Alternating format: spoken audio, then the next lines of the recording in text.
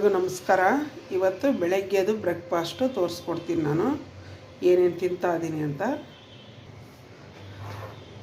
ನೋಡಿ, ಇದು ಪಾಲಕ್ ಸ್ವಲ್ಪ ಬೇಯಿಸ್ಬಿಟ್ಟು ಅದನ್ನು ರುಬ್ಬಿ ಒಗ್ಗರಣೆ ಹಾಕಿದ್ದೀನಿ.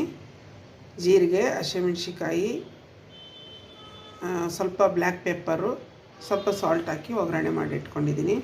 ಇದು ಬ್ರೋಕೊಲಿ ಬಿಸಿ ನೀರಲ್ಲಿ ಅಷ್ಟೇ, ಇದೇನೂ ಇಲ್ಲ. ಬಿಸಿನೀರು ಒಂಚೂರು ಉಪ್ಪು ಹಾಕಿ ಬಿಸಿನೀರು ಕುದಿಸ್ಬಿಟ್ಟು ಅದರಲ್ಲಿ ಹಾಕ್ಬಿಟ್ಟು ಹಂಗೆ ನೀರು ತೆಗೆದ್ಬಿಟ್ಟು ಇಟ್ಟಿದ್ದೀನಿ.